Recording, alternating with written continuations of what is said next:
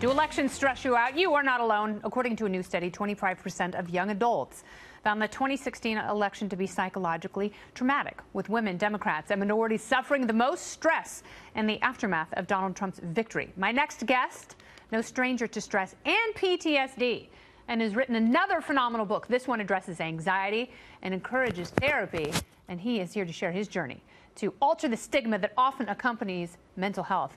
The host of The Breakfast Club and the author of the new book, Shook One, Anxiety Playing Tricks on Me, Charlamagne Tha God. Hey. Welcome back. What's up, Kennedy? Nice to see you. What's happening? So, I have suffered paralyzing anxiety. I know. And it's something that I like to talk to people about because I found a way out of it through therapy. But the way I came to therapy was through a series of traumatic panic attacks that sent me to the ER. You had a very different journey. You were in Anguilla, yes, and you said it was so relaxing and beautiful. You were like, I want life to always be like this. So that's vastly different than most people who go to therapy because of anxiety. Tell me about that. Yeah, because I mean, I had been having, panic attacks my whole life, but never knew what they were until 9 years ago, when finally one of those trips to the ER, when the doctor said to me, do you suffer from anxiety? And I'm like, no. And he was like, sound like you had a panic attack. And he was like, is anything stressing you out? And I was like, yes, because I had just been fired for the 4th time from radio. I'm back at home living with my mom, my 2-year-old daughter's there. So that's when I first started identifying what that feeling was, that feeling of shortness of breath and the chest pains and feeling like your arms are going numb. That panic, I realized, okay,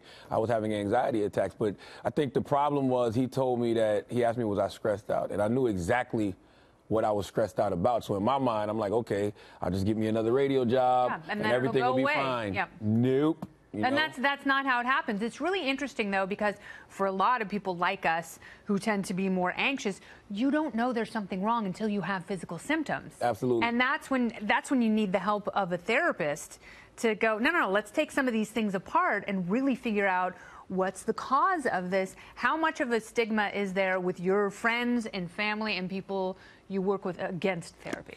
It's less of a stigma now, but it was more of a stigma growing up, because I can't think it was something people. I think it was something people were trying to hide. Yeah. Like, I didn't even know my mom used to go to therapy. Back in 1998 when her and my father got a divorce. I didn't know that until this year when I started going to therapy, and she started having conversations with me about it. And I'm like, Mom, you could have saved me a lot of stress if you'd have told me about this. I might have checked out a therapist years ago. Exactly. Yeah. When you were young at the beginning of your career. Absolutely. Because I'm the type of person, anything that can make my life better, I'm down for it. Whether it's a great self-help book, whether it's, a personal trainer, whether it's a colonic, I'm that guy. I'm not the colonic person. I can't help you with that. Oh, I had 3 in 10 days. Wow. Yeah, I know. I was doing too much.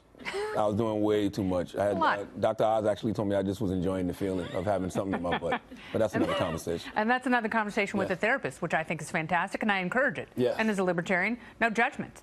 You and Kanye were supposed to have a mental health confab with the New York Times, but you canceled. Yes. For a colonic, or? No. Were you mad he went to the White House? No, I wasn't mad that he went to the White House. Like, I don't have a problem with his political views. I can disagree with him on that and agree with him on other things. And you said there was actually stuff he said at the White House that wasn't focused on by the press about bringing manufacturing back to Chicago, and some of the economic message that he had that was largely ignored. Talking about boring curriculum and how the curriculum needs to be more creative to keep people's attention, because he was diagnosed with ADD when he was young and stuff like that. But, when I saw that conversation, he said that he wasn't bipolar, he had got misdiagnosed, and it was sleep deprivation, and he was off his meds. And we all know the first signs that there's a problem with something is usually denial.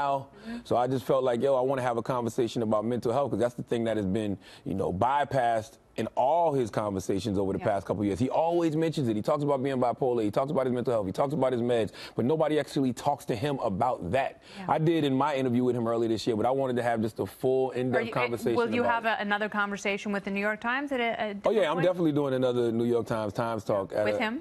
Nah, probably not with him. I want to talk to somebody who's got more of a handle on their mental health, somebody that's acknowledging they actually do have an issue and they're dealing with it. I think that's a more beneficial conversation. Well, so much good stuff in your book. I love the way you write. I love your radio show. Thank you. And you're a phenomenal human. So I appreciate you, Kennedy. Thanks for coming. You're one of my greatest friends. God bless you. I use you a lot as an example, but I don't never say your name. I just say I have friends who have paralyzing anxiety. Yeah, no, it's true. Yeah. And then, when you go to a therapist, it's like, You're still going to be crazy, but I'll help you with some of the symptoms. Like, fantastic. Where do I sign up? That's it. That's it. You're awesome. Thank Love you. Love you too.